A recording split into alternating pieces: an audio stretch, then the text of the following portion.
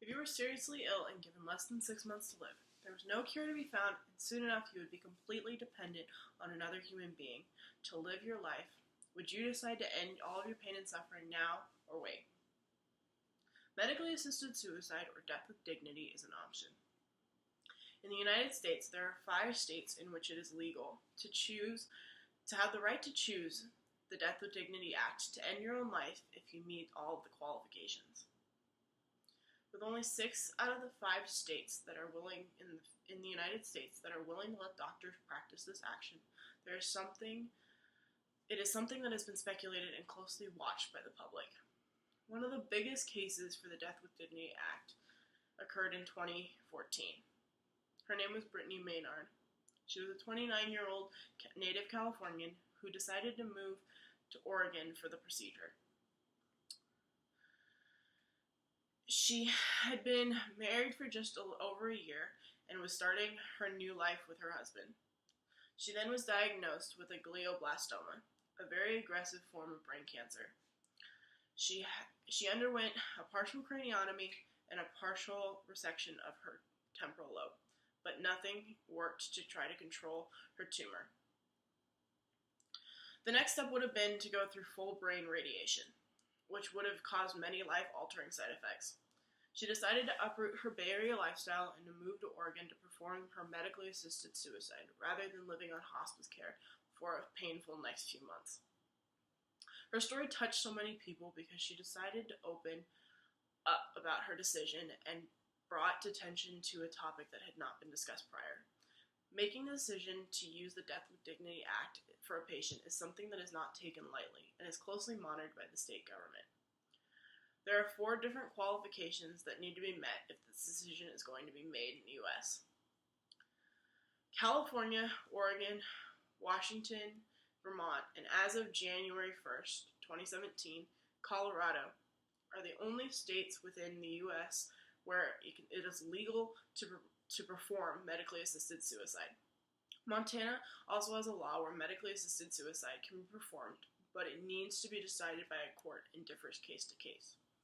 The qualifications that need to be met to be considered are that the patient must be a resident from one of the 5 states where it is legal. They must be of 18 years of age, can make and communicate their decisions to their medical physicians, and must be diagnosed with a terminal illness that will lead to death within less than 6 months. The patient also must be able to self-administer and ingest medication without any aid from a doctor or another person. In Montana, the situation is handled differently. Every case that is brought up is a court case and is decided by a jury. Even though there are some places that have legalized the Death with Dignity Act and created all the qualifications that must be met, some people believe that this act needs to be dismissed and reconsidered. There are people who believe that the Death with Dignity Acts are not safe for this country, and because of 95% of 752 people who have died because of the Death with Dignity Act have died in their own homes or in the home of a loved one, not in a hospital. 45% of the 752 people did not have a healthcare professional present at the time of death. The biggest point that the anti-medically assisted suicide coalition has is that the diagnosis for less than 6 months to live is not always accurate. It is hard to prove the fact that someone is going to die in the next 6 months because it is a subjective front. The way that it is determined is based off of others that is in the same situation that the patient is in, and determined about how their lives have turned out. But ultimately, it is up to the decision of the doctors and their general knowledge of the condition. The one patient who has requested the prescription for the medication and had been prescribed it but did not use it to end their life, lived a total of 1,009 days, which is over 2.5 years, which is 4 times longer than it was expected.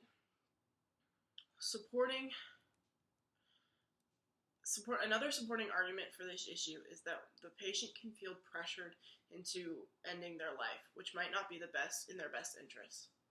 In a survey taken by Time magazine, they showed that 40% of people who were requesting information about these medications felt like a burden to their families and loved ones. 3% of them stated that it was also because of financial issues. Medicare roughly spends about 28% of their budget on the patient's last 6 months of life, which makes medically assisted suicide a cheaper option than hospice care.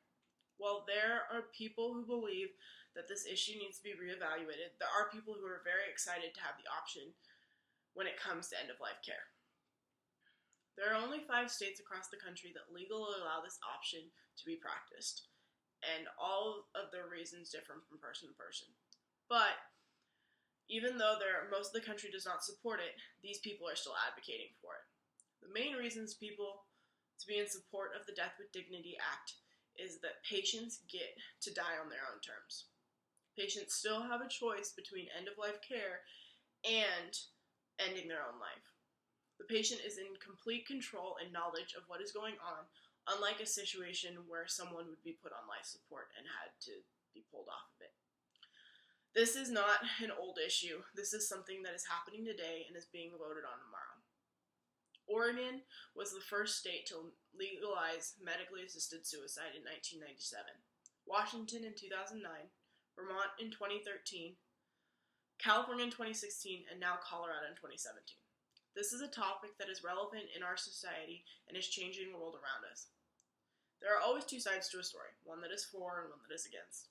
Medically assisted suicide is a controversial topic that is a part of the decisions that we make today. All of the states that have legalized this option have decided to do it within our lifetime. This is a topic that needs some consideration when it comes to deciding whether or not it should be an option, since it is a heavy topic and has impact on so many different lives. In a major life decision, there is no way to know exactly what you would do until you are actually living in the moment.